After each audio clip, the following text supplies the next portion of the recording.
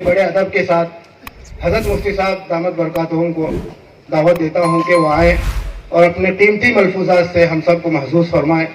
हज़रत मौलाना मुफ्ती मोहम्मद इस्माइल साहब कासमी दामद बरकातहुम, रुकन शुरा दारुल उलूम देवबंद और आमदार रुकन असम्बली महाराष्ट्र।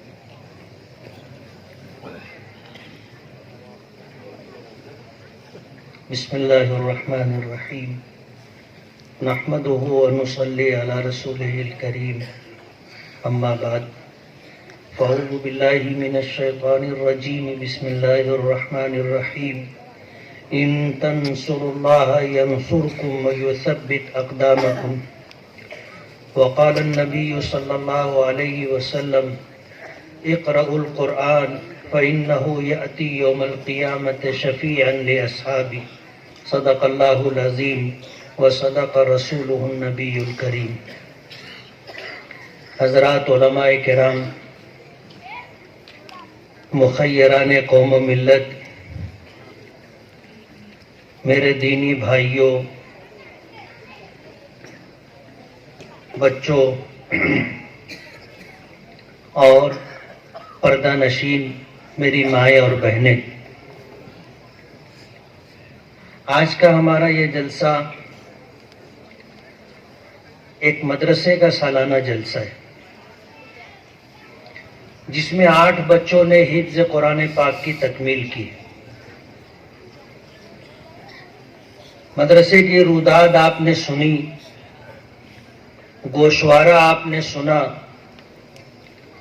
اور اسی کے ساتھ جو بات میرے علم میں آئی، میں اس پر اہلیان شولاپور کو بہت بہت مبارکباد دوں گا کہ اپنے یہاں جتنے بھی مدارس شولاپور میں چلتے ہیں، اگرچہ وہ ابتدائی کلاسوں پر مشتمل ہے، لیکن اس کے سارے اخراجات شولاپور سے ہی پورے ہو جاتے ہیں، اور ان مدارس کے ذمہ داران کو اور ان کے لیے سرمایہ فراہم کرنے والے افراد کو شولاپور سے نکل کر کے مہاراشٹر میں اور ملک بھر کے دوسرے شہروں میں جانے کی نوبت نہیں آتی۔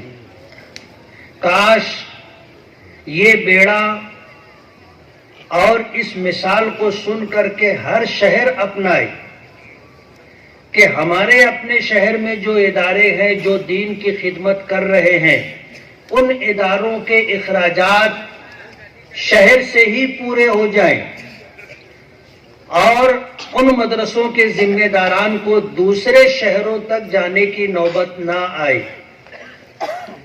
میں شولاپور کے ان احباب کو جنہوں نے اپنی محنت اور حلال کمائی سے ادارے کا تعاون کیا، اور یہ ادارہ آپ کے ہی تعاون سے الحمدللہ سال بھر چلتا رہا، اور آج 8 بچوں کی شکل میں انہوں نے اپنی خدمات آپ کے سامنے پیش کی۔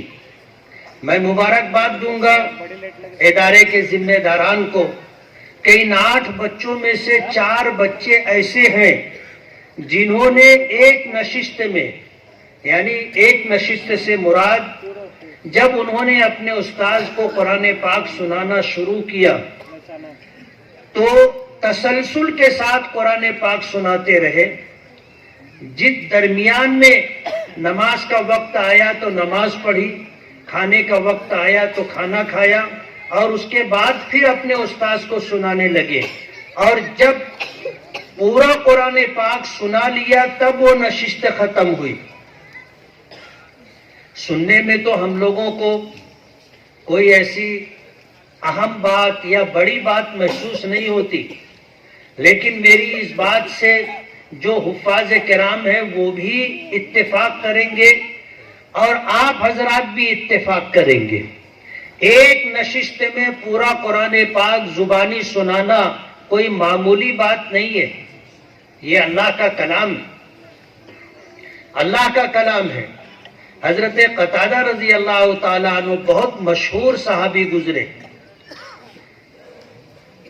انہوں نے یہ بات کہی ہے، ان کے ملفوظات کہیے یا ان کا قول کہیے کہ اوتیت ہذہ الامہ الحفظ، کہ اللہ تعالیٰ نے اس امت کو حفظ قرآن پاک کی، حفظ کتاب الہی اور کلام الہی کی دولت عطا کی۔ وَكَانَ مَنْ قَبْلَنَا، ہم سے پہلے جو امتیں گزری ہیں،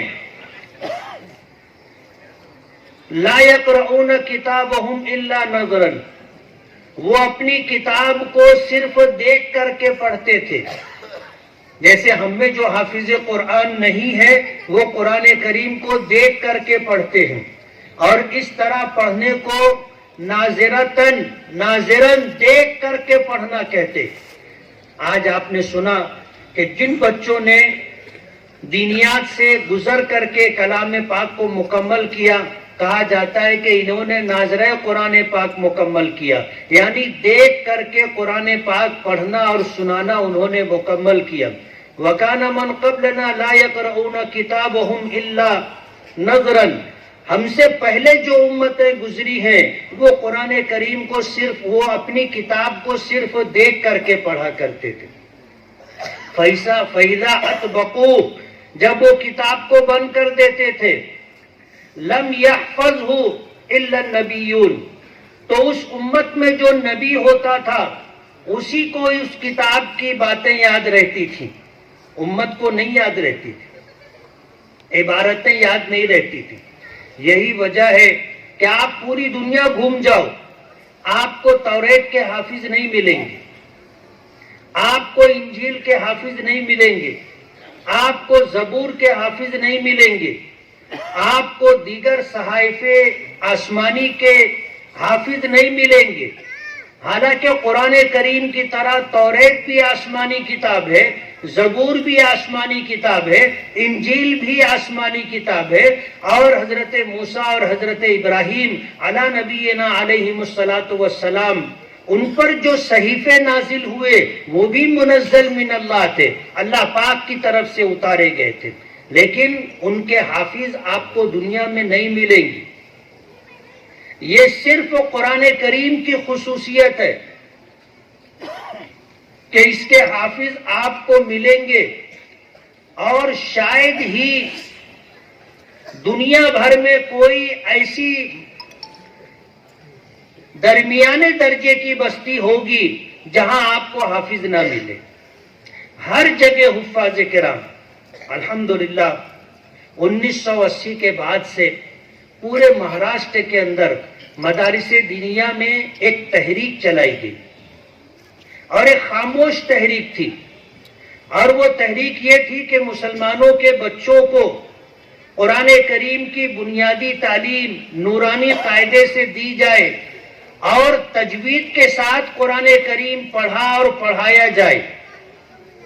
اور الحمدللہ اس تحریک کے چلانے والے لوگوں نے کامیابی پائی۔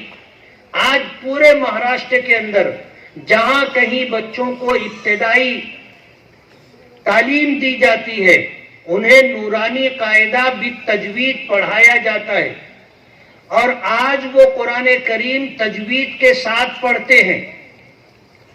اس کا اثر یہ ہوا کہ قرآن کریم کی تلاوت کا جو مزہ تھا، قرآن کریم کی تلاوت کی جو حلاوت تھی، پڑھنے والوں کو اللہ نے عطا کی۔ یہ بچے جو ایک وقت تو اسکول میں پڑھتے تھے، دوسرے وقت مکتب میں آ کر کے یا مستقل مدرسوں میں داخلہ لے کر کے انہوں نے دینیات کی کلاس پڑھی، نورانی قاعدہ پڑھا، قرآن کریم ناظرہ پڑھا، اللہ تعالیٰ نے انہیں حفظ قرآن پاک کی دولت بھی عطا کی. انہیں شوق ہو گیا جب قرآن کریم تجوید کے ساتھ پڑھا جاتا ہے تو قرآن کریم اپنے پڑھنے والے پر اثر انداز ہوتا ہے اور پھر اسے اللہ یہ ذوق اور شوق عطا کرتے ہیں کہ وہ قرآن کریم حفظ کرنے لگتا ہے. آج جن 4 بچوں کے متعلق یہ کہا گیا کہ انہوں نے ایک نشست میں قرآن پاک سنایا ہے, ہم میں جو حافظ ہیں وہ اس بات کو سمجھتے ہیں کہ یہ کتنا مشکل کام ہے.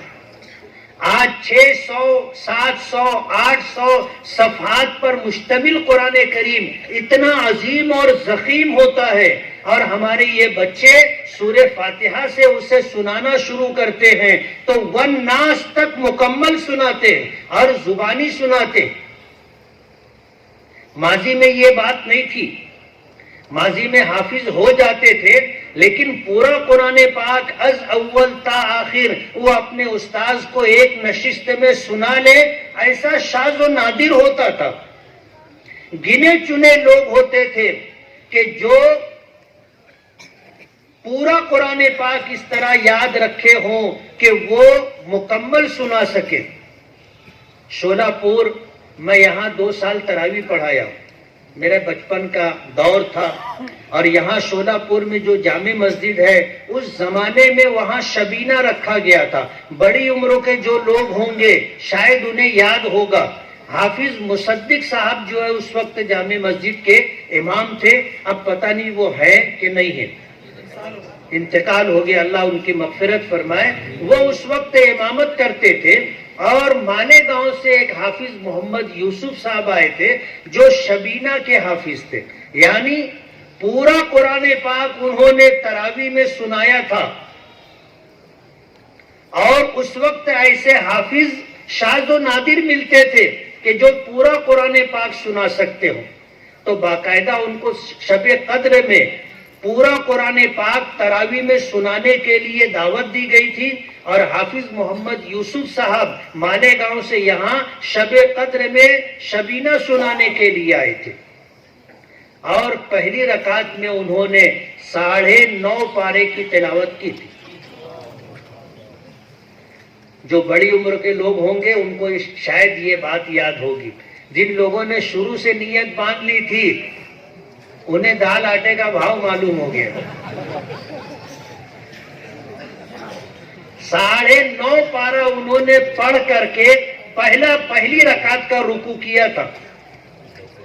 اور اس وقت میں بھی ایک مسجد میں تراویح پڑھا رہا تھا. تراویح پڑھا کر کے میں آیا, آنے کے بعد شبینہ میں میں بھی شریک رہا. تو اس موقع پر میں نے دیکھا کہ کلکٹر, ایس پی اور ایسے بڑے سرکاری افسران بھی آئے تھے اور ان کے لیے بہت حیرت کی بات تھی. وہ مسجد میں آگے جہاں محراب ہوتی ہے, پرانی مسجد تھی, اس محراب میں جھروکا بنا ہوا تھا, چھوٹی کھڑکی تھی.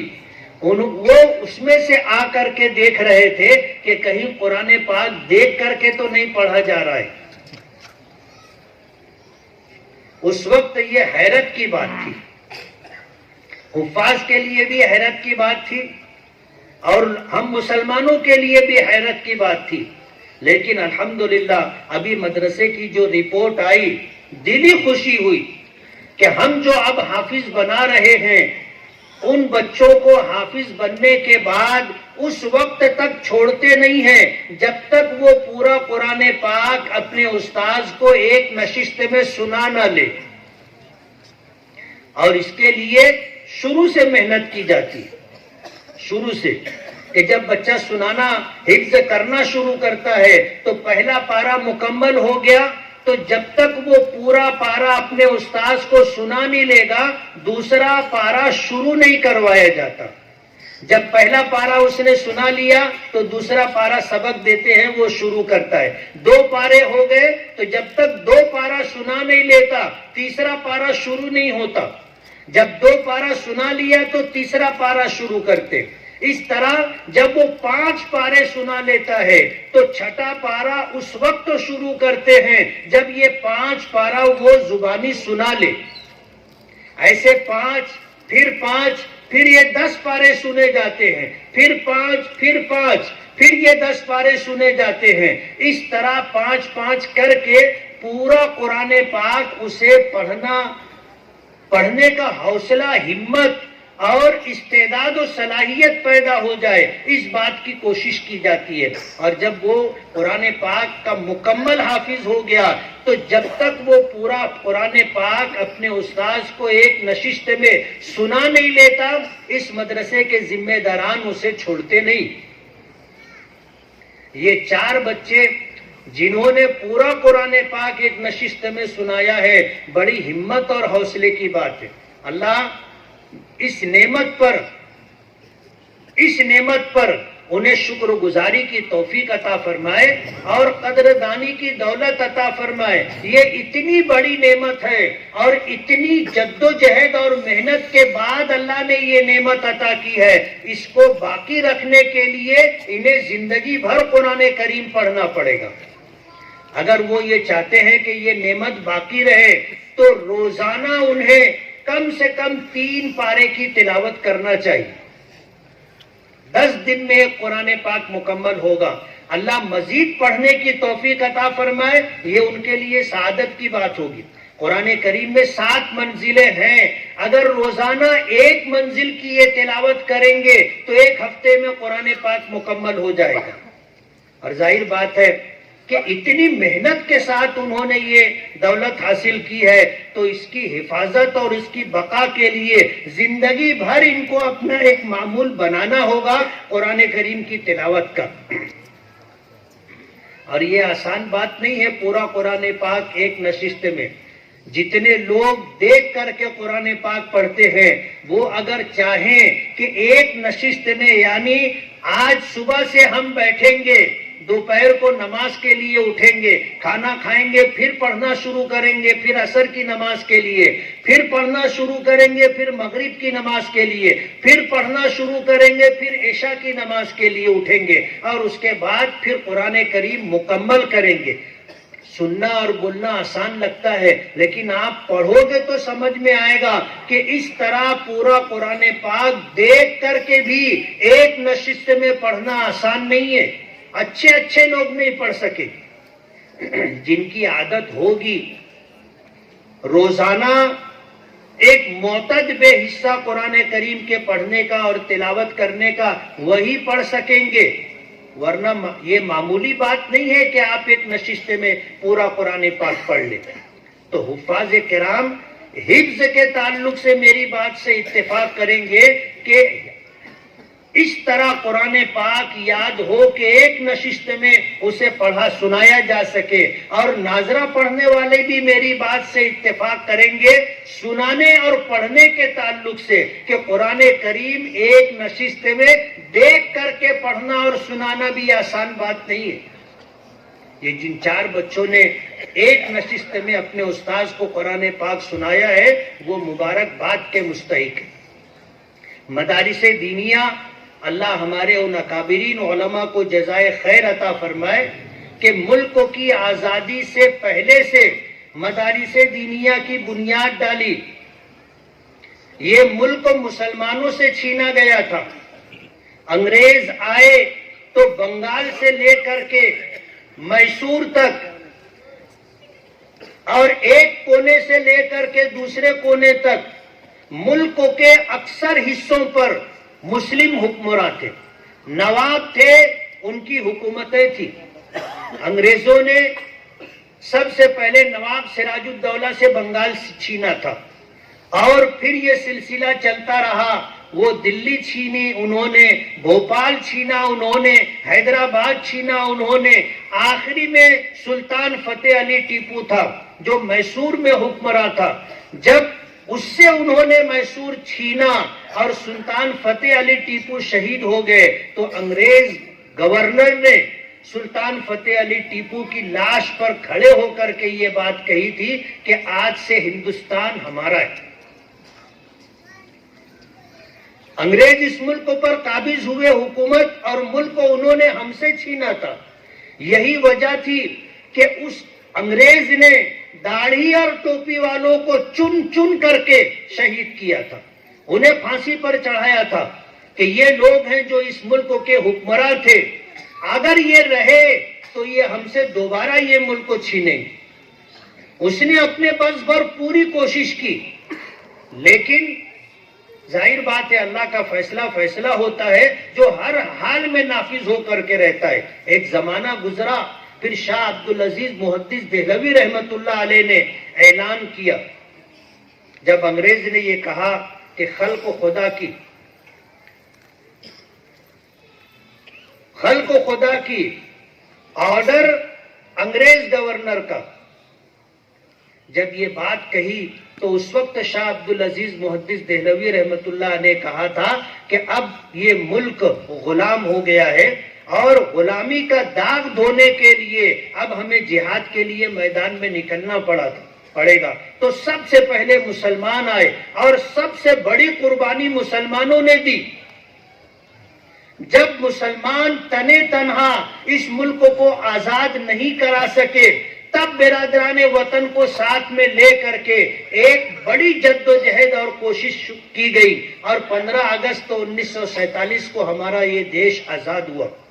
آپ اگر آزادی کی تاریخ اور غلامی کی تاریخ پڑھو گے تو آپ کو پتا چلے گا کہ جو لوگ یہاں پر حکمراں تھے انگریز, ان کی حکومت میں سورج غروب نہیں ہوتا تھا. یعنی دنیا کے اتنے بڑے علاقے پر وہ حکمراں تھے کہ اگر کہیں رات ہو بھی گئی تو دوسری جگہ سورج موجود ہوتا تھا. اتنے بڑے علاقے پر ان کی حکومت تھی, اور ہندوستان کی فوج سے ہی اتنے بڑے علاقے پر وہ جو ہے حکمرانی کر رہے تھے. شاہ عبدالعزیز محدث دہلوی رحمت اللہ علیہ نے جہاد کا فتویٰ جاری کیا تھا, اور اس فتوے کے جاری ہو جانے کے بعد مسلمانوں نے جہاد شروع کر دیا تھا, اور ایک زمانے تک 100 سال سے زیادہ عرصے تک تنے تنہا مسلمان آزادی کی لڑائی لڑتے رہے. بعد میں برادران وطن کو جوڑا اور یہ آزادی حاصل ہوئی. ہمیں یہ ملک کی آزادی کے لیے مجاہدین کہاں سے ملتے تھے؟ ملک کی تاریخ اٹھاؤ گے تو مجاہدین کی دستیابی کے لیے حضرت مولانا محمد قاسم صاحب نانوتوی رحمت اللہ علیہ, حافظ عابد صاحب, حافظ ضامن شہید صاحب اور ان کے ساتھیوں نے دارالعلوم دیوبند کی بنیاد ڈالی تھی. اسی دارالعلوم دیوبند سے علماء پڑھ کر کے نکلے جنہوں نے ملک کی آزادی کا بیڑا اٹھایا, اور ان کی متحدہ کوشش کے ساتھ اللہ پاک نے اس ملک کو آزادی عطا کی. دیش کی ملک کی آزادی کے لیے دارالعلوم دیوبند کی بنیاد ڈالی گئی تھی. آج 100 سال سے زیادہ عرصہ گزر گیا دارالعلوم دیوبند کے قیام پر, اور الحمدللہ اسی آن بان شان کے ساتھ دارالعلوم چل رہا ہے. ان اداروں کو آپ بے فیض نہ سمجھے. اللہ کا بہت بڑا کرم ہے, جو لوگ ہندوستان سے باہر سفر کر چکے ہیں, شاید اگر ان کی نظر رہی ہوگی تو وہ آپ کو بتا سکیں گے کہ ہمارے اس ملک میں مسلمان اسلامی شان و شوکت کے ساتھ رہے. اس کے لیے آزادی کے بعد جمعیت علماء ہند, جس کی بنیاد 1919 میں ڈالی گئی تھی, حضرت مفتی کفایت اللہ رحمت اللہ علیہ, حضرت مولانا ابوالکلام آزاد رحمت اللہ علیہ, اور اسی طرح شیخ الہند, شیخ الاسلام, ایسے بڑے بڑے اکابرین تھے جنہوں نے جمعیت علماء کی بنیاد ڈالی تھی, اور آزادی کی لڑائی میں جمعیت علماء پیش تھی. اور جب یہ ملک آزاد ہوا تو اس ملک کے لیے دستور, آئین, سنویدھان بنانے کے لیے جو تقریباً 224 لوگوں پر مشتمل ایک کمیٹی بنائی گئی تھی, جس میں ڈاکٹر بھیم راؤ امبیڈکر وہ اس مجلس کے, اس کمیٹی کے صدر تھے. انہوں نے اس ملک کو دستور دیا.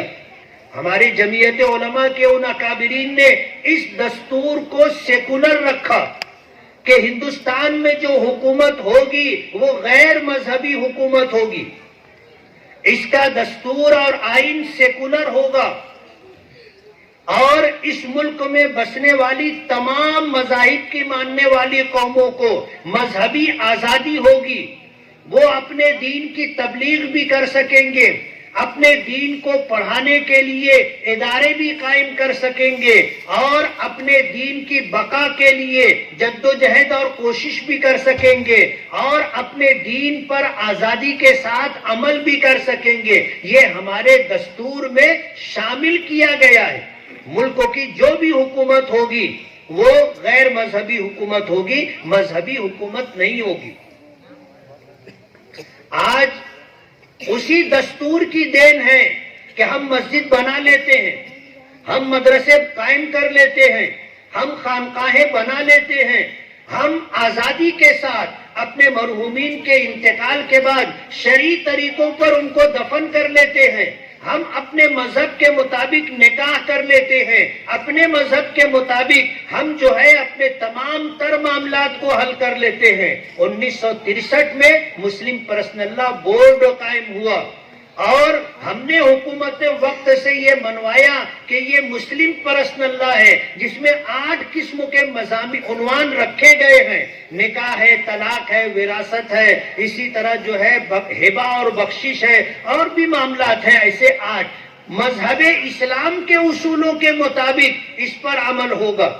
آج اس کو ختم کرنے کے لیے لوگ کوششیں کر رہے ہیں، لیکن یہ ہمارے آئین اور دستور میں شامل ہے، اور الحمدللہ اسی کی دین ہے کہ آج ہم اپنے مذہب کی تعلیم دینے کے لیے مدرسے قائم کر لیتے۔ جس وقت اس ادارے کی اور مدرسے کی بنیاد 2013 میں پڑی تھی، اس وقت مجھے بلایا گیا تھا، میں اس وقت آیا تھا۔ آج 10 سال کے بعد پھر میرا آنا ہوا ہے۔ اس وقت تین پترے کے شیڈ میں مدرسہ شروع کیا گیا تھا، اور آج الحمدللہ پختہ عمارت ہے۔ اب یہ ایک پودا 10 سال پہلے لگایا گیا تھا، آج شجر سایہ دار ہے، اور الحمدللہ تقریباً 100 بچے کم و بیش پڑھتے رہے۔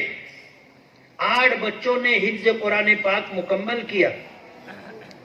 ایک بچہ بھی اگر حافظ بن جائے تو آپ کا دیا ہوا سرمایہ وصول ہو گیا۔ حافظ قرآن کیا ہوتا ہے آپ کو پتہ نہیں؟ قرآن کریم اللہ کا کلام ہے، اور اس کی تلاوت سب سے پہلے اللہ رب العالمین نے کی۔ اللہ متکلم ہے، اللہ کا نام ذاتی نام اللہ ہے، باقی صفاتی نام ہے۔ ان صفاتی ناموں میں ایک تکلم کی صفت ہے کہ ہمارا پروردگار گونگا نہیں ہے۔ قرآن کریم اس کا کلام ہے، اور سب سے پہلے اللہ نے قرآن کریم کو پڑھا، حضرت جبرائیل نے سنا، آ کر نبی کریم صلی اللہ علیہ وسلم کے پاس تلاوت کی، سنایا، حضور نے سنا، اور سننے کے بعد حضور نے لکھنے والے صحابہ کرام کو بلایا اور کہا کہ لکھو، اس وقت تو قرآن کریم کی یہ آیات نازل ہوئی ہے، یہ سورت نازل ہوئی ہے۔ نبی کریم صلی اللہ علیہ وسلم اسے لکھا لیا کرتے تھے۔ سورہ قیامہ میں ایک آیت ہے جس کی تفسیر یہ ہے کہ جب حضرت جبرائیل اللہ پاک کی طرف سے قرآن کریم کی آیات سن کر کے آتے تھے اور حضرت محمد الرسول اللہ صلی اللہ علیہ وسلم کے پاس سنایا کرتے تھے، تو ہمارے آقا جناب رسول اللہ صلی اللہ علیہ وسلم حضرت جبرائیل کے پڑھنے کے ساتھ ساتھ پڑھنے کی کوشش کرتے تھے۔ ظاہر بات ہے اللہ کا کلام ہے، کوئی معمولی کلام نہیں ہے، ایک وقت میں اس کو غور سے سننا بھی ہے اور سننے کے ساتھ ساتھ پڑھنا بھی ہے۔ حضور پر یہ عمل بہت دشوار اور شاق گزرتا تھا، اور خیال حضور کا یہ تھا کہ جبرائیل سنا رہے ہیں، اگر میں ذرا سا چوک گیا تو کہیں میں بھول نہ جاؤں، یاد رہے، اس کے لیے ساتھ ساتھ میں پڑھنے کی کوشش کرتے تھے۔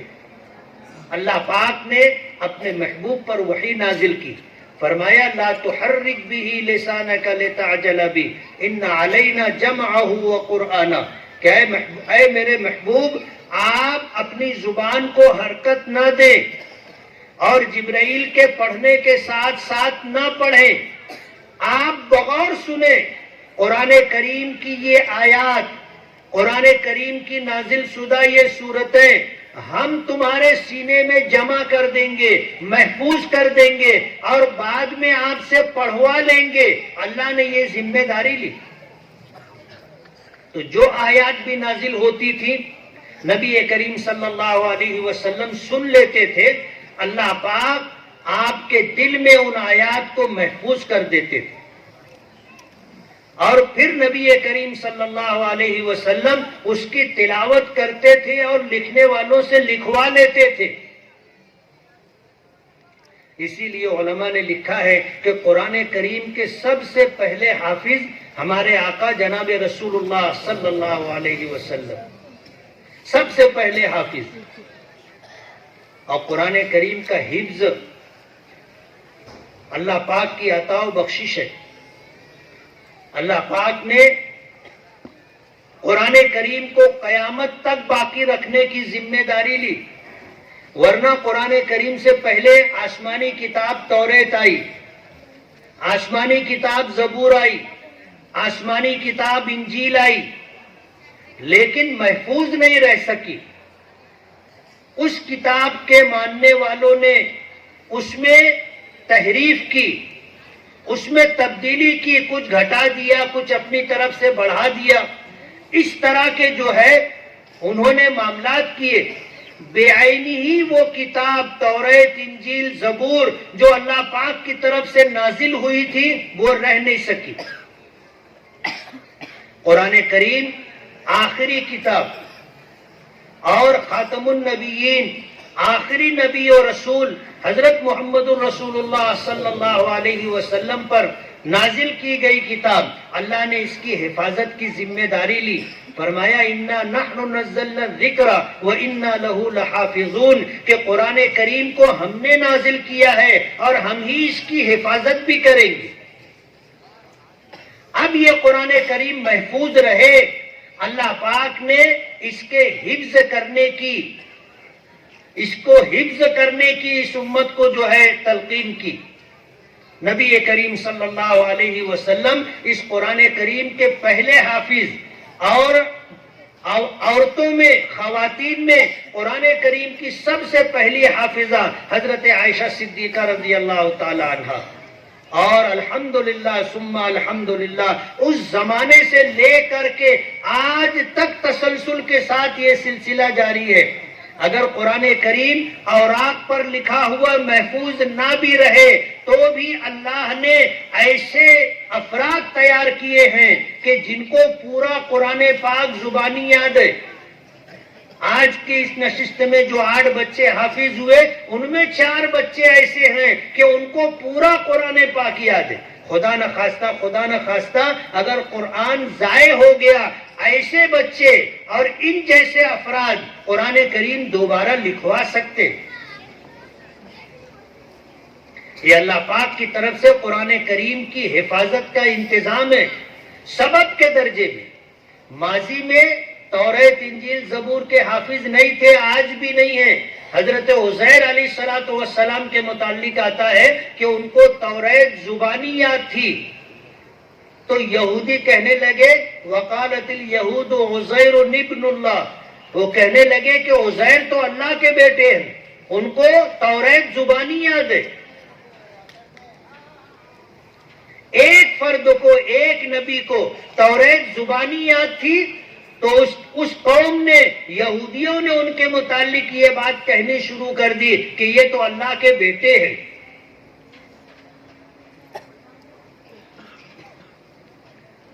قرآن کریم لاکھوں کی تعداد میں یاد کرنے والے افراد اس امت میں موجود ہیں، اور قرآن کریم کے متعلق آتا ہے کہ اگر ایک حرف کی تلاوت کی جائے تو 10 نیکیاں، اور نماز میں قرآن کریم پڑھا جائے تو کم سے کم 100 نیکیاں اللہ پاک عطا کرتے۔ واللہ یضاعف لمن یشاء، اور اللہ اخلاص کی بنیاد پر 100 سے زیادہ نیکیاں دینا چاہے تو دے سکتا ہے، اور اللہ نے وعدہ کیا ہے دینے کا۔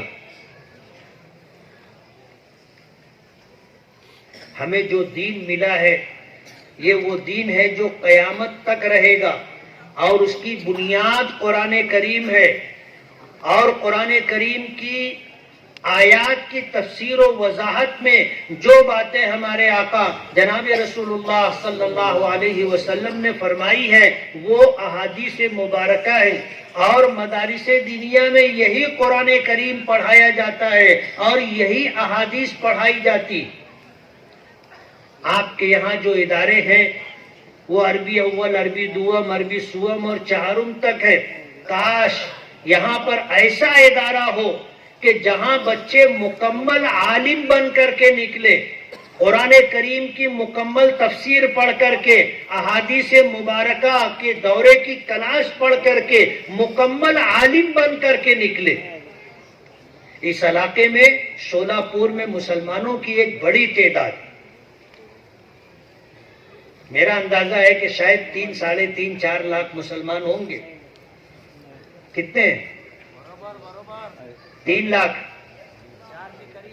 4 کے قریب۔ ایک ایسا ادارہ کاش آپ لوگ بنائیں جہاں ہمارے بچے مکمل عالم بن کر کے نکلے۔ مکتب کا نظام آپ کے یہاں الحمدللہ بہت اچھا ہے، بہت اچھا ہے۔ میں کل رات آ گیا تھا، آج دن بھر کچھ معلومات میں نے اکٹھا کی، اس میں یہ بات سامنے آئی کہ شولہ پور ضلع میں، شولہ پور میں 2 مدرسے ہیں جو شولہ پور میں اور قرب جوار کے دیہاتوں میں مکتب کا نظام دیکھتے، مکتب میں مسجدوں میں امامت کرنے والے، اور اسی طرح جو ہے بچوں کو گاؤں دیہات میں قرآن کریم اور نورانی قاعدہ پڑھانے کے لیے جو مکتب کا نظام ہے اس کو بہت مستحکم اور مضبوطی کے ساتھ چلا رہے۔ یہ خاموش خدمت ہے، شاید آپ کو پتہ نہیں ہوگا، لیکن یہ ہماری بنیاد ہے۔ بنیاد دکھائی نہیں دیتی، لیکن بغیر بنیاد کے عمارت کھڑی نہیں ہو سکتی۔ مکتب کا نظام آپ کے یہاں بہت اچھا ہے، گاؤں گاؤں دیہات کے اندر مسلمانوں کے بچوں کو باقاعدہ استاذ ناظرہ قرآن کریم پڑھاتا ہے، نورانی قاعدہ بھی تجوید پڑھاتا ہے، دین کی موٹی موٹی بنیادی باتیں ہمارے بچوں کو سکھائی جا رہی ہیں۔ اور شولہ پور والوں کی ذمہ داری ہے کہ وہ مسلمانوں کے بچے اور بچیوں کو دین پر باقی رکھنے کی کوشش کرے۔ شاید آپ کو پتہ نہیں ہوگا، ہندوستان میں ارتداد جو پھیل رہا ہے، یعنی مسلمان بچے اور بچیاں جو اسلام چھوڑ کر کے دوسرے مذہب والوں کے ساتھ جا رہے ہیں، شادی کر رہے ہیں یا ان کے ساتھ رہ رہے ہیں، اسلام چھوڑ کر کے یہ مرتد ہو رہے ہیں۔ سب سے زیادہ ارتداد بمبئی میں، اس کے بعد ارتداد پونا میں ہے، اس کے بعد ارتداد آپ کے شولہ پور میں ہے۔ آپ کو پتہ نہیں ہوگا، دشمن آپ کا گھر خالی کر رہا ہے،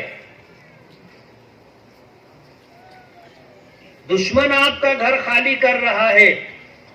آپ کی ذمہ داری ہے کہ یہاں ہمارے جو بچے بچیاں ہیں ان کو دین کی بنیادی تعلیمات سے واقفیت ہو، انہیں پتا ہو کہ مسلمان کس کو کہتے ہیں۔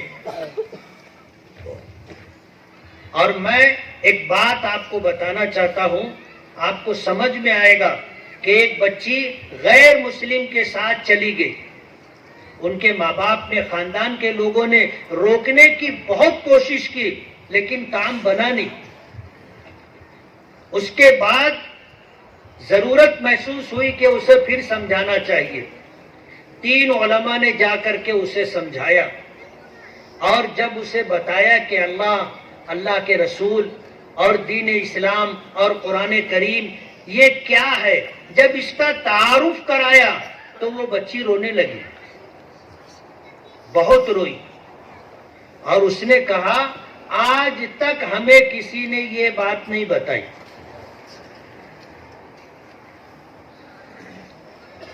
آج تک کسی نے یہ بات نہیں، یعنی وہ مسلمان ماں باپ کی بیٹی تھی، مسلم گھرانے میں جوان ہوئی تھی، لیکن ماں باپ کو بھی پتہ نہیں تھا، اولاد کو بھی پتہ نہیں تھا کہ مسلمان کس کو بولتے ہیں، اللہ اس کے رسول کے متعلق ہمارا عقیدہ، ہماری سوچ کیا ہے، بچی کو کچھ نہیں معلوم تھا۔ جب اسے بتایا گیا تو اس کے اندر کا ایمان بیدار ہو گیا اور پھر وہ واپس اپنے گھر آئی۔ آج جو ارتداد ہے، یعنی جو اسلام چھوڑ کر کے جاتے ہیں، انہیں یہی پتہ نہیں ہے کہ ایمان کیا ہے، اسلام کیا ہے، اللہ اس کے رسول کے متعلق ہمارا کیا عقیدہ ہونا چاہیے، دین اسلام کیا ہے، قرآن کریم کیا ہے، ان کو پتہ ہی نہیں ہے۔ اس لیے شولہ پور والوں کی ذمہ داری ہے، اگر لوگ آپ کا گھر خالی کرنا چاہتے ہیں اور آپ کے بچوں کو دین اسلام سے برگشتہ کر کے انہیں دوسرے کسی مذہب میں لے جانے کی کوشش کر رہے ہیں تو ان کو روکنا آپ کی ذمہ داری ہے۔ اور روکنے کا طریقہ یہ نہیں ہے کہ جب وہ جانے لگے تو آپ سامنے آ کر کے کھڑے ہو جائیں۔ روکنے کا طریقہ یہ ہے کہ آپ اپنے بچوں کو سچا پکا مسلمان بنائیں، اللہ اس کے رسول کی پہچان کرائیں، قرآن کریم پڑھنا سکھائیں، دین کی بنیادی موٹی موٹی باتیں انہیں بچپن میں آپ پڑھائیں اور یاد کرائیں۔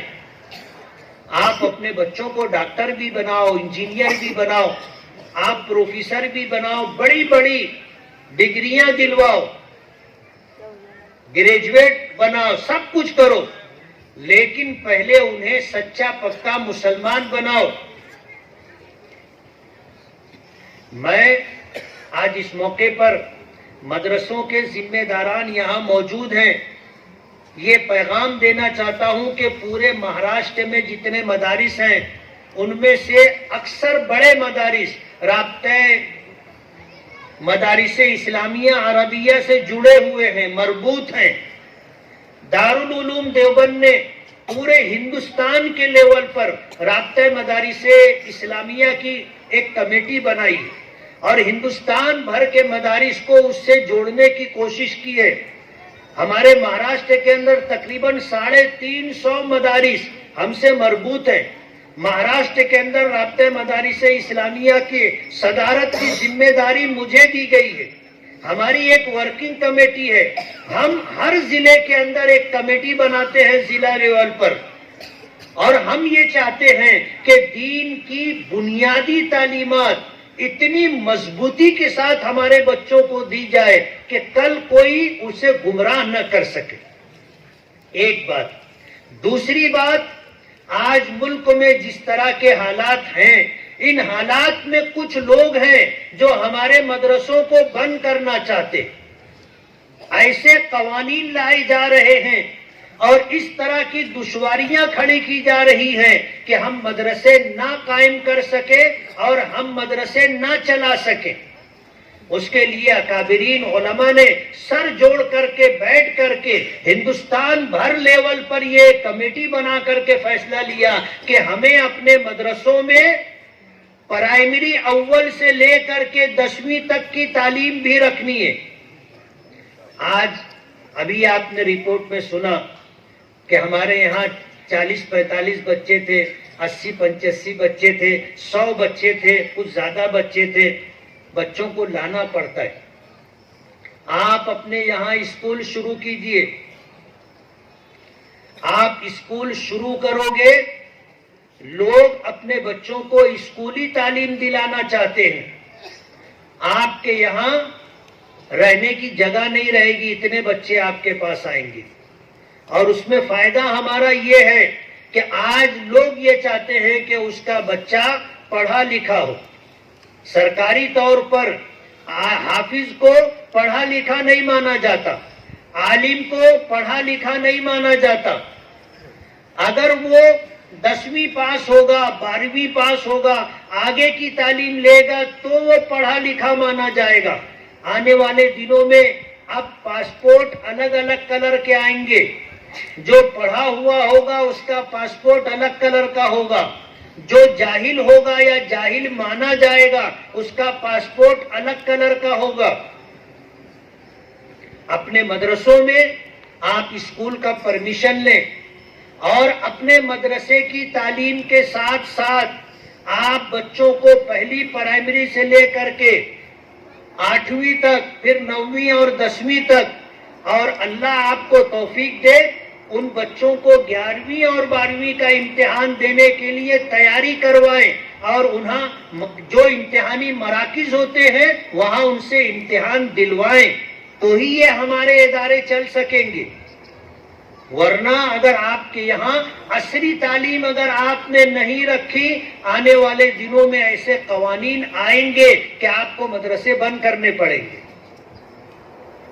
ظاہر بات ہے اگر ہم نے مدرسہ بند کر دیا تو ہمارا دین ہم سے ختم لے لیا جائے گا۔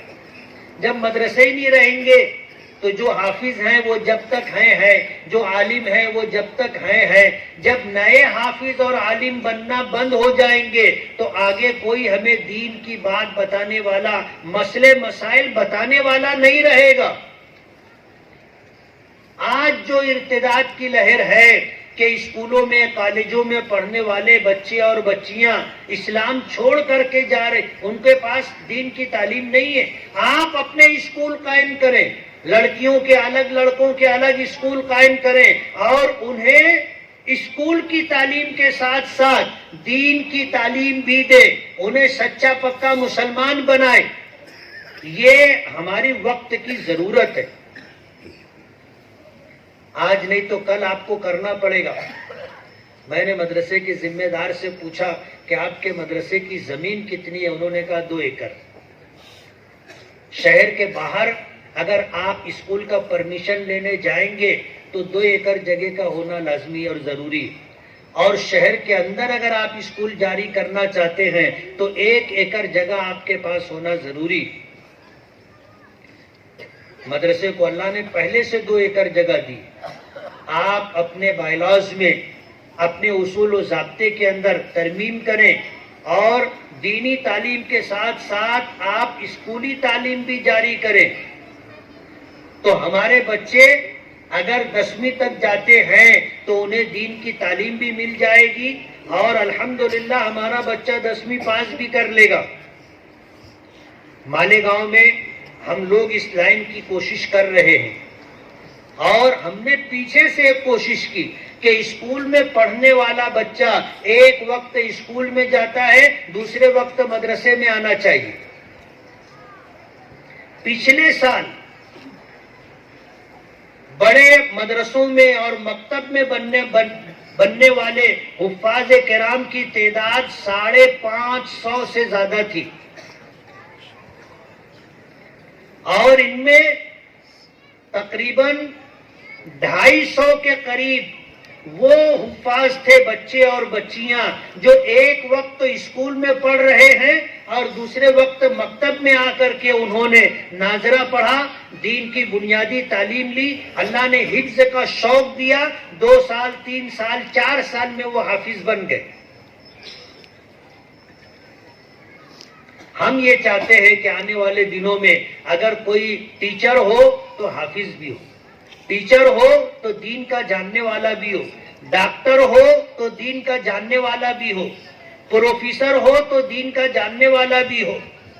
ورنہ دکھ کے ساتھ کہنا پڑتا ہے کہ بڑی بڑی جو کانفرنسیں ہوتی ہیں، ہم لوگوں کا جانے کا اتفاق ہوتا ہے، ہم میں جن لوگوں کو دانشور کہا جاتا ہے، جن کے پاس عصری لائن سے بڑی بڑی ڈگریاں ہیں، دینی لائن سے 0 اور 0 ہوتے، انہیں دین کی کوئی معلومات نہیں ہوتی، اور دنیا ان کو دانشور کہتی۔ ایسے حالات ہے، اس لیے ضرورت ہے اس بات کی کہ اب ہمیں اپنے مدارس کو بافیض بنانے کے لیے، ہمارے یہ مدارس باقی رہے، ہمیں ساتھ میں اسکولی تعلیم بھی رکھنا پڑے گا۔ آج اپنے بچوں کے ایڈمیشن کو لے کر کے لوگ پریشان رہتے، اسکولوں میں داخلہ فل ہو جاتا ہے، ہمارے بچوں کو KG سے لے کر کے، نرسری سے لے کر کے ایڈمیشن ہی نہیں ملتا۔ آپ اپنے مدرسوں میں نرسری، KG اور پرائمری کلاسوں کا آغاز کیجئے، آپ کو بچے بھی ملیں گے، اور ان بچوں کو آپ سچا پکا مسلمان بھی بنا سکیں گے۔ یہ وقت کی ضرورت ہے اور ہمیں یہ کام کرنا پڑے گا. شولاپور کے مخیرین کو میں بہت بہت مبارکباد دوں گا اور یہ چاہوں گا کہ آپ اپنے یہاں اسکول کالجز تو ہوں گے آپ کے پاس، لیکن ایک بڑا مدرسہ بھی آپ قائم کیجئے کہ جہاں بچے 12ویں تک پڑھ بھی لے، عالم اور حافظ بھی بن جائے. ایسا ایک ادارہ آپ کو بنانا ہوگا اور کوئی مشکل کام نہیں ہے. اگر شولاپور کے لوگ ان جیسے اداروں کو 40-45 لاکھ روپیہ چندہ دے سکتے ہیں تو میرے لیے تو بہت حیرت کی بات ہے. ایک شہر سے یہی ایک مدرسہ آپ کے شہر میں نہیں ہے، ایسے اور بھی 10 مدرسے ہوں گے اور ان تمام مدرسوں کا خرچہ آپ اٹھاتے ہو. اور یہ مذہب اسلام کی دین ہے کہ مذہب کے نام پر، دین کے نام پر سب سے زیادہ خرچ کرنے والی اگر کوئی قوم ہے تو مسلمان ہے. دوسری قومیں دھرم اور مذہب کے نام پر خرچ نہیں کرتی. مسلمان مسجد بنانے کے لیے، مدرسہ بنانے کے لیے اور مکتب میں اپنے بچوں کو دین کی بنیادی تعلیم دلانے کے لیے، مدرسوں میں اعلیٰ تعلیم دینی دلانے کے لیے جو چندہ دیتا ہے وہ ایک بہت بڑی رقم ہے جو ہمارے دین کی بقا اور تحفظ کے لیے کام آ رہی ہے. اور یہ ہماری سب سے بڑی ضرورت ہے، ورنہ سازش اور پلان اس طرح کا بنایا جا رہا ہے کہ جس طرح اسپین ہے، کرناتا ہے، غرناطہ ہے اور قرطبہ ہے، وہاں بڑی شان و شوکت کے ساتھ اسلام تھا. 800 سال تک مسلمانوں نے وہاں حکومت کی تھی. آج وہاں ایک مسلمان نہیں ملتا، ایک مسلمان نہیں ملتا. قرطبہ کی جامع مسجد دنیا کی بہت بڑی مسجدوں میں شمار ہوتی ہے. وہاں کوئی نماز پڑھنے والا نہیں، نہ اذان ہوتی ہے نہ نماز ہوتی. کہاں 800 سال تک مسلمانوں نے وہاں حکومت کی. وہ تاریخ ہندوستان میں دہرانے کی پلاننگ کی جا رہی ہے. اگر ہم نہیں جاگے، ہم بیدار نہیں ہوئے اور اپنے دین کی بقا اور جد و جہد کے لیے ہم نے کوشش نہیں کی تو آنے والی ہماری نسلیں، ہماری اولادیں ہم کو معاف نہیں کریں گی. اس لیے ہم یہ طے کر لیں کہ ہم اپنے بچوں کو عصری تعلیم ضرور دلائیں گے. ہمیں اچھے ڈاکٹر کی، اچھے انجینئر کی، اچھے وکیل کی، اچھے عالم کی، اچھے حافظ کی ضرورت ہے. اچھا وکیل بھی ہم کو چاہیے، لائر، اچھا بیرسٹر بھی چاہیے ہم کو، اور اچھا ڈاکٹر، انجینئر، پروفیسر بھی چاہیے. لیکن یہ اچھے ڈاکٹر، انجینئر اور پروفیسر اچھے سچے پکے مسلمان بھی ہوں، یہ ہماری ضرورت ہے. اور یہ کام مدرسے کے ذمہ داران کر سکتے. بہت آسان ہے، صرف شرط یہ ہے کہ ہم طے کر لیں اور فیصلہ کر لیں کہ ہم کو یہ کرنا ہے. انشاءاللہ یہ کام ہو جائے گا. آج اس موقع پر مدرسے کے ذمہ داران نے جو پیغام آج 8 بچوں کے حافظ بننے کی شکل میں دیا ہے، میں اسے آگے بڑھانا چاہتا ہوں.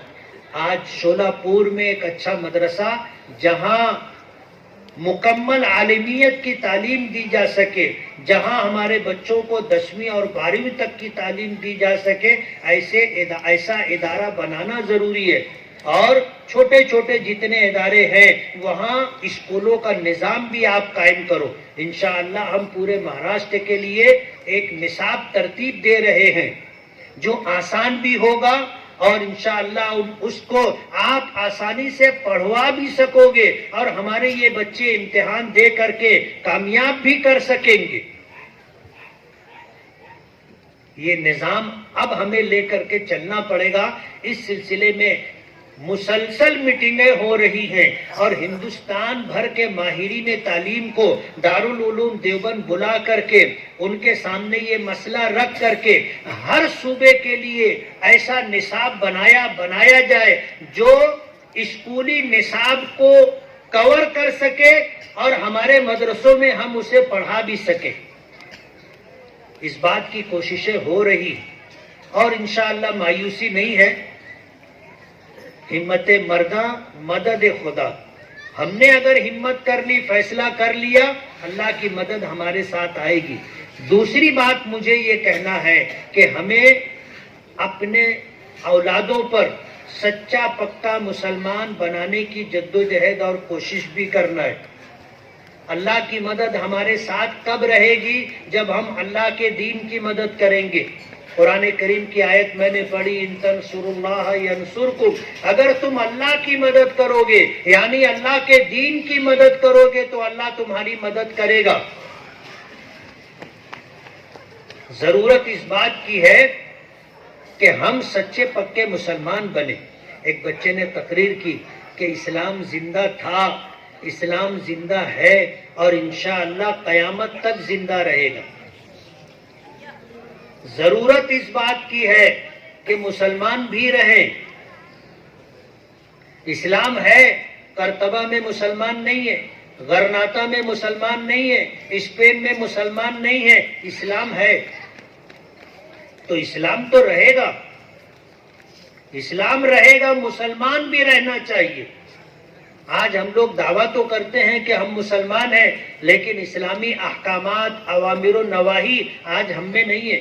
انگریزوں کا زمانہ تھا، ایک زمین کے ٹکڑے کو لے کر کے ہندو اور مسلمانوں میں جھگڑا تھا. دونوں طرف ایک ایک دعوے دار تھے. مسلمان کہتا تھا کہ یہ پلاٹ میرا ہے، ہندو کہتا تھا کہ یہ پلاٹ میرا ہے، اور یہ مقدمہ انگریز کی عدالت میں گیا. مسلمان نے اعلان کیا کہ اگر میرے حق میں فیصلہ ہوگا تو میں یہاں مسجد بناؤں گا. سب مسلمان اس کے ساتھ جڑ گئے کہ یہ اس کے حق میں فیصلہ ہو تو ایک مسجد بنے گی. ہندوؤں نے بھی اعلان کر دیا کہ اگر یہ پلاٹ ہم کو ملا، ہمارے حق میں فیصلہ ہوا تو ہم یہاں پر مندر بنائیں گے.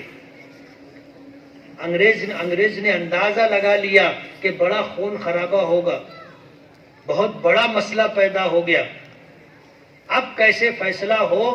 ایسا فیصلہ جس سے امن و امان، لائے نڈر باقی رہے. دونوں فریق سے الگ الگ رہ کر کے جج نے مشورہ کیا. ہندوؤں کی طرف سے یہ بات آئی کہ مسلمانوں میں فلاں شخص ہے، آپ اس کو حکم بنا دو. اگر وہ فیصلہ کر دے کہ یہ زمین مسلمانوں کی ہے تو ہم مسلمانوں کو دے دیں گے، اور اگر وہ فیصلہ کر دے کہ یہ زمین ہندوؤں کی ہے تو ہم مان لیں گے. آپ مسلمانوں سے پوچھو. انگریز جج نے مسلمان کو بلایا، ذمہ داروں کو بلایا اور ان سے پوچھا کہ اگر مفتی الہی بخش کاندھلوی کو اس پلاٹ کے تعلق سے حکم اور فیصل بنایا جائے تو تم قبول کرو گے ان کا فیصلہ؟ خوش ہو گئے کہ ہاں ہم قبول کریں گے، مان لیں گے. اب جب وہاں سے عدالت سے نکلے تو جو ہندو گئے تھے عدالت میں، ان سے ہندوؤں نے پوچھا کہ کیا ہوا، تو کہا کہ مفتی الہی بخش کاندھلوی کو فیصل بنایا گیا ہے. ان کے چہرے اتر گئے کہ اب تو پلاٹ اپنے ہاتھ سے گیا. اور مسلمان خوشیاں منا رہے تھے کہ یہ پلاٹ اب ہم کو مل جائے گا، مسجد بنے گی. وقت مقررہ پر مفتی الہی بخش کو بلایا گیا اور انگریز نے بھری عدالت میں ان سے پوچھا کہ یہ پلاٹ مسلمان اور ہندوؤں کے درمیان متنازع ہے، آپ یہ بتائیں یہ پلاٹ مسلمان کا ہے یا ہندو کا ہے؟ مفتی الہی بخش رحمت اللہ علیہ نے جواب دیا کہ یہ پلاٹ ہندو کا ہے، اس مسلمان کا نہیں. انگریز جج نے فیصلہ کیا، لیکن اپنے فیصلے کے اندر اس نے ایک تاریخ ساز بات لکھی جو آپ کو اور مجھے یاد رکھنا چاہیے. انگریز جج نے اس پلاٹ کا فیصلہ اس ہندو کے حق میں کرنے کے ساتھ یہ بھی لکھا کہ آج عدالت کے اندر مسلمان ہار گئے، اسلام جیت گیا.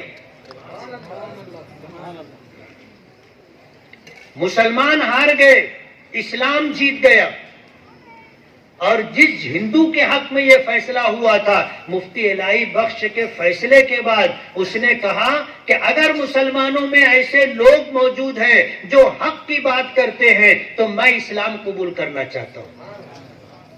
اس نے عدالت میں اسلام قبول کیا اور یہ فیصلہ کیا کہ تم مسجد بنانا چاہتے تھے، ہم مسلمان ہو گئے، ہم اس جگہ پر مسجد بنائیں گے. آج ضرورت ہے کہ ہم مسلمان رہیں، حق اور انصاف کی بات کریں، امن و امان باقی رہے، لوگوں کی جان مال عزت و آبرو محفوظ رہے. مسلمان کو ایسا ہونا چاہیے. مسلم شریف کی روایت ہے، المسلم من سلمہ المسلمون من سلمہ الناس. مسلمان وہ ہوتا ہے جس کے ہاتھ سے، جس کی زبان سے ساری انسانیت محفوظ ہے. آج ہم میں اسلام کا نام تو ہے، لیکن اسلام ہماری زندگیوں میں، ہمارے گھروں میں، ہماری اولادوں میں، ہماری تقریبات میں ہے یا نہیں ہے، یہ دیکھنے کی بات ہے. آج ہم مسلمان کہلانا چاہتے ہیں، ہم مسلمان ایمان والا کہلانا چاہتے ہیں، لیکن سچے پکے مسلمان اور سچے پکے ایمان والے بنے، اس کے لیے ہمارے پاس کوئی پروگرام نہیں. میں آج آپ کو یہ پیغام دے کر کے جاتا ہوں کہ شولہ پور کے لوگوں، آپ اپنی آنے والی نسلوں کو سچا پکا مسلمان بناؤ. اسلام قیامت تک رہے گا، لیکن مسلمان آن بان شان کے ساتھ باقی رہے، اس کے لیے آپ کو اور اپنی اولادوں کو سچا پکا مسلمان بننا اور بنانا پڑے گا. زبانی دعووں سے کچھ نہیں ہوتا. ایک بچے نے آپ کو تقریر سنائی، اتنا بڑا مجمع ہے، اگر کوئی ہندو آ کر کے، کوئی عیسائی آ کر کے، کوئی یہودی آ کر کے یہ کہے کہ تم میں کوئی ایک ایسا شخص ہو جو کھڑا ہو کر کے یہ کہہ سکے کہ اسلام کی جتنی تعلیمات ہیں تم دیکھنا چاہو تو مجھ کو دیکھ لو، ہے ہم میں کوئی ایسا؟ ہم نام کے مسلمان ہیں، برا مت ماننا میری بات کو، اور تھوڑے بہت مسلمان بھی ہیں. مکمل اسلام ہماری زندگیوں میں نہیں ہے، وہ ہمیں اپنی زندگی میں لانا ہوگا. مکمل اسلام اگر ہماری زندگیوں میں مکمل اسلام ہوگا تو انشاءاللہ اسلام پوری دنیا پہ غالب آ جائے گا. کہتے ہیں نا، الحق یعلو ولا یعلی علیہ، حق ہی غالب رہے گا، کبھی حق مغلوب نہیں ہوتا.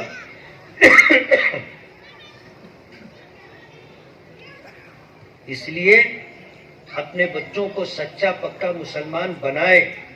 ایک ایسا ادارہ قائم کریں جہاں مکمل عالمیت کی تعلیم ہوتی ہو، اور اس ادارے میں پڑھنے والے بچے 10ویں اور 12ویں تک کی تعلیم بھی حاصل کر سکیں. دیگر اداروں کو بھی اسی راستے پر چلنا ہوگا. اپنے بچوں کو سچا پکا مسلمان بناؤ گے تو انشاءاللہ ارتداد کا یہ فتنہ ہمارے یہاں سے ختم ہو جائے گا. ورنہ آپ کو پتہ نہیں ہوگا، میں بتا کے جا رہا ہوں کہ سب سے پہلے نمبر پر مہاراشٹر کے اندر ارتداد سب سے زیادہ بمبئی میں ہے، اس کے بعد پونا میں ہے، اور تیسرے نمبر پر آپ کا شولہ پور ہے. اللہ ہم تمام کی حفاظت فرمائے. آج اس موقع پر اس گفتگو میں جو باتیں میں نے اپنی رکھی ہے، میرا درد دل تھا جو میں نے رکھا ہے، اللہ مجھے بھی اس پر عمل کرنے کی توفیق دے، اور آپ کو بھی اللہ اس پر عمل کرنے کی توفیق دے. وآخر دعوانا ان الحمدللہ رب العالمین.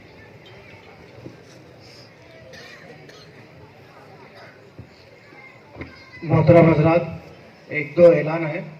پہلا اعلان یہ ہے کہ انشاءاللہ دعا کے بعد نماز با جماعت ہوگی. مسجد سے جو لوگوں کو جگہ نہیں ملے وہ یہاں سے سب شروع کر سکتے ہیں. ابھی دعا کے بعد انشاءاللہ با جماعت نماز ہوگی. دوسرا اعلان یہ ہے کہ آپ کی خدمت کے لیے الحمدللہ کھانا بھائی پکایا جانے گیا کی ہے۔ فضا نہ بنائے، عشاء کی نماز کا وقت تو گزر چکا ہے، ہم لوگوں کو نماز پڑھنی ہے، اس لیے میں انتظامیہ سے یہ کہنا چاہوں گا آپ جو بھی انتظام کریں، پہلے نماز، اس کے بعد کھانا، اس کے بعد تمام کام بعد آپ شکریہ ادا کر دیں، مختصر سی دعا ہوتی ہے، اذان دے، لوگ نماز کی تیاری کر لیں اور نماز پڑھ کے جائیں، کوئی بغیر نماز پڑھے نہ جائے، آپ گھر چلے جاؤ گے پھر آپ نماز نہیں پڑھ سکو گے، کہتے نا کہ آدمی گھر گیا تو گر گیا، شیطان اپنا کام کر دیتا ہے، آپ بغیر نماز کے سو جائیں گے۔ لہذا نماز ہوگی، نماز ہونے کے بعد آپ کی خدمت میں کھانا پیش کیا جائے گا، ہماری دلی تمنا ہے کہ آپ ضرور کھانا کھا کر جائیں۔ تیسرا ہمارا اعلان یہ ہے کہ جن حضرات کو صدقے کے ڈبے چاہیے وہ مولانا وسیم صاحب بیٹھے ہوئے ہیں، وہاں اپنا نام لکھا کر صدقے کے ڈبے لے سکتے ہیں۔